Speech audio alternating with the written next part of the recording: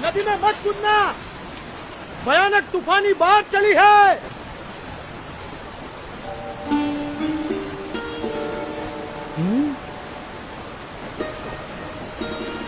अरे कूदे तो मर जाओगे, वापस आओ, रुक जाओ, ठहरो, मर जाओगे। कहाँ गया? लगता है पानी के भंवरों ने उसे खींच लिया, डुबो दिया। इतनी भयानक बाढ़, उसका जीवित रहना असंभव। मर गया बेचारा। कहाँ गया वो बच्चा? कहीं नजर नहीं आ रहा। राम राम।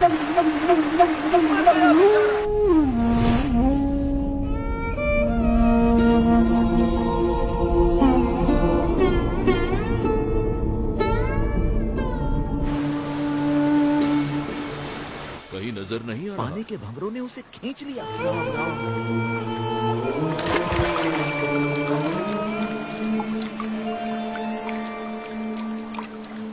भयानक बाढ़ में उसका जीवित रहना असंभव है। बेचारा। अरे नहीं कौन होगा ये कैसे बच गया?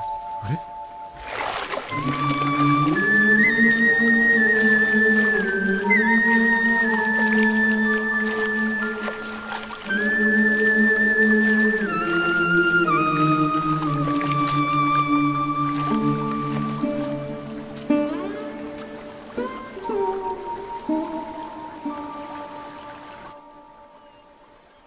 आप इतनी सहजता से इतनी तूफानी बाढ़ में कैसे कूद गए?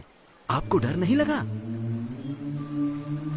भीतर की शांति ऊपर के तूफानों को भी शांत कर देती है। ऊपर के तूफानों से डरोगे तो भीतर की शांति कैसे पाओगे?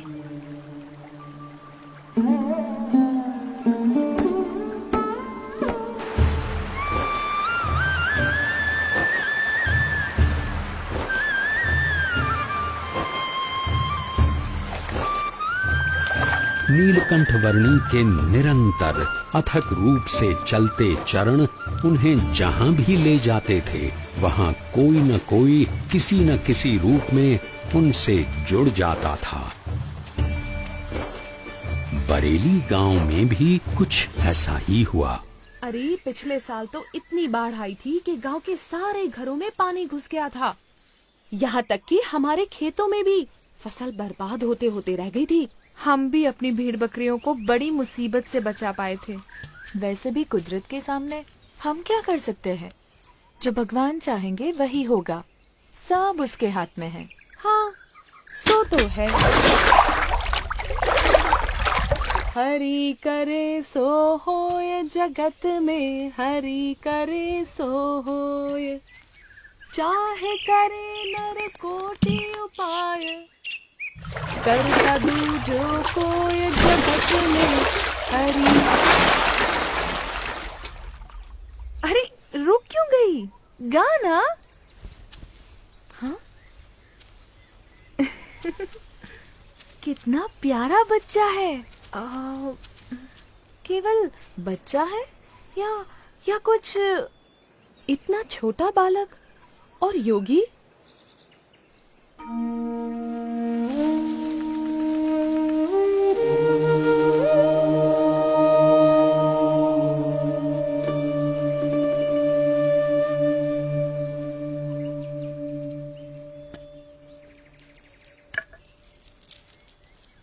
बेटा, तुम कौन हो? तुम्हारा नाम क्या है? यूं तो सारे नाम मेरे ही हैं, पर आप चाहें तो मुझे नीलकंठ बुला सकते हैं। नीलकंठ? पर तुम यहाँ क्या कर रहे हो बेटा? तुम्हारा घर कहाँ है? उस घर का तो मैं त्याग कर चुका हूँ। फिर भी मैं जहाँ भी हूँ घर में ही हूँ, क्योंकि मेरा घर तो सारा विश्व है। पर इतनी छोटी उम्र में तुमने अपनों को क्यों छोड़ा? सबको अपनाने के लिए। जो भटक गए हैं उन्हें घर वापस लाने के लिए। तुम हो तो इतने छोटे से, पर बातें बहुत बड़ी बड़ी करते हो।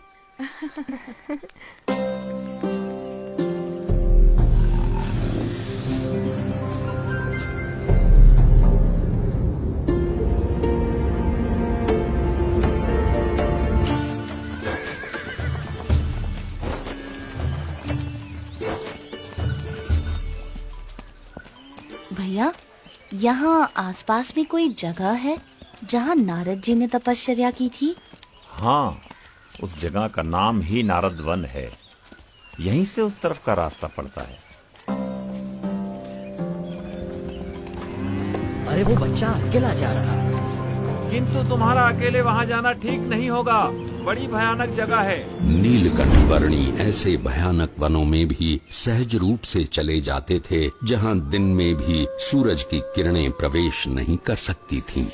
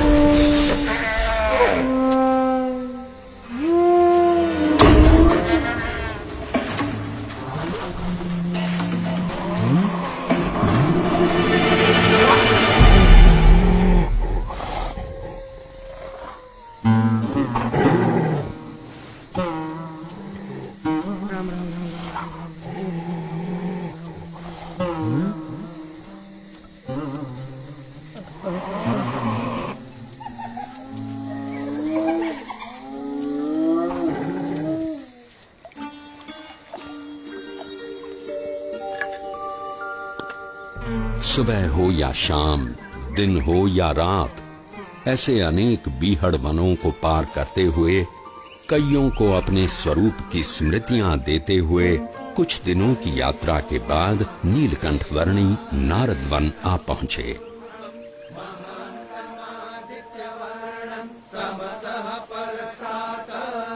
तमेव विदित्वाति मृत्युमेति नान्यः पन्था विद्यते। उल्लुक एवेदगुं।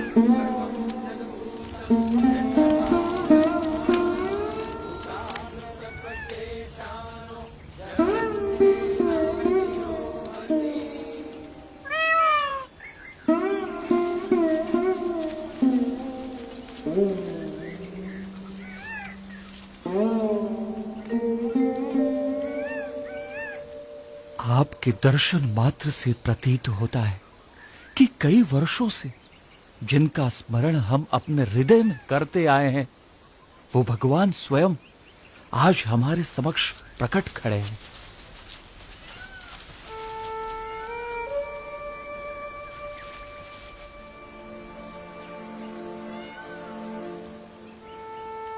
आप सबने परमात्मा की प्राप्ति का जो मार्ग चुना है, उसी में मनुष्य जीवन की सार्थकता है। ये मार्ग विकट है, पर हमें इस मार्ग पर चलते रहना है। चाहे कितनी भी समस्याएं आए, कितनी भी बाधाएं आए, और मृत्यु भी क्यों न आ जाए,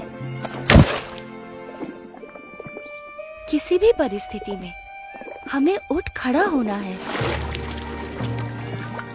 सच्चे भाव से, सच्ची लगन से परमात्मा प्राप्ति के मार्ग पर चलते रहना है, तो परमात्मा कृपा करके हर अंधेरे को दूर कर हमारे जीवन में उनकी प्राप्ति की सुबह लाएंगे।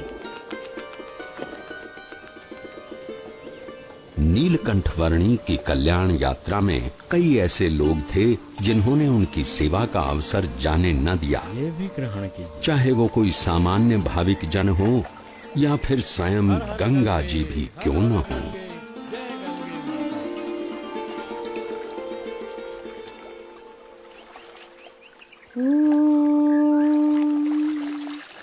भूर्भुवः स्वः तत्सवितुर्वरेण्यं भर्गो देवस्य धीमहि धियो यो नः प्रचोदयात्।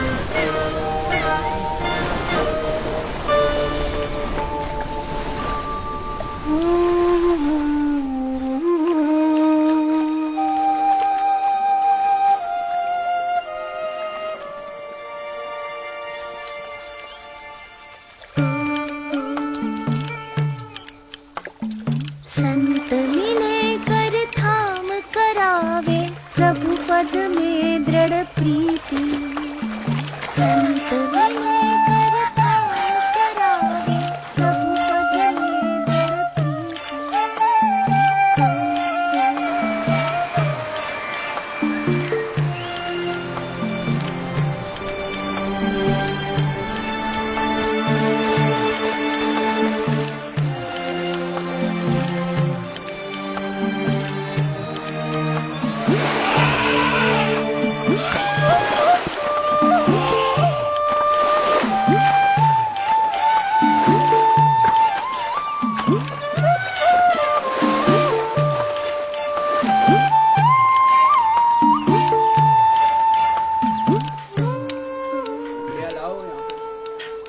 थोड़े चावल लाओ।